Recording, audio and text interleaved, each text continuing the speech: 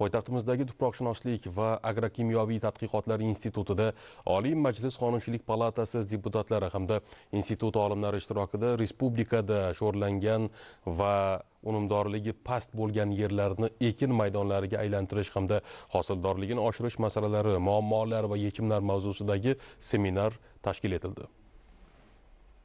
Oziq-ovqat xavfsizligini ta'minlashdagi eng muhim unsur tuproq. Uni asrash, undagi eroziya hamda sho'rlanishni kamaytirish bugungi kunning dolzarb vazifasi. Tahlillarga ko'ra, har yili qariyb 1,5 million gektar yer foydalanishdan chiqib ketmoqda va yana 40 million gektar maydonlarda hosildorlik keskin kamaygan. Shu jihatdan tashkil etilgan seminarda deputatlar va soha olimlari ayni masalani mamlakatimiz doirasida yumshatish bo'yicha o'zaro fikr almashdilar.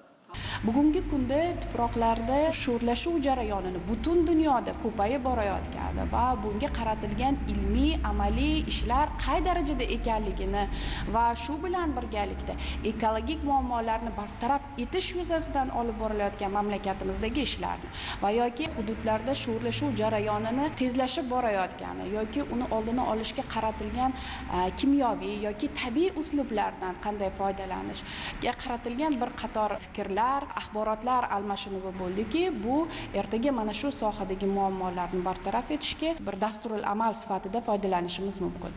Yana bir muhim fakt, mamlakatimizda turli darajada sho'rlanishga uchragan yer maydonlari qariyb 2 million gektarni tashkil etadi. Xususan, Qoraqalpog'iston Respublikasi va Xorazm viloyatida sug'oriladigan yerlarning 91,4% turli darajada sho'rlanishga uchragan. Ayni masalalar ham seminar kun tartibidan o'rin oldi. Sho'rlanish muammosi bizni respublikamizni ham chetlab o'tmagan. Bizni bugungi kunda 4,2 million gektar sug'oriladigan yerlarimizni 50% dan yuqorisi bugun sho'rlanishga uchragan. Qariyb 2 million gektar yerlarimiz sho'rlanish bilan bugun aziyat chekmoqda.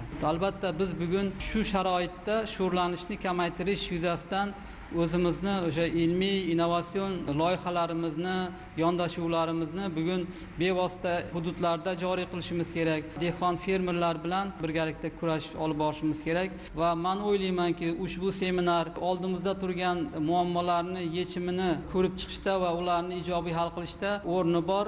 Albatta, sho'rlanishning oldini olish borasidagi ilmiy tadqiqotlarning ishlab chiqilishi va uning qonunlar bilan mustahkamlab qo'yilishi ayni belgilangan vazifalarning o'z vaqtida amalga oshirilishini ta'minlaydi.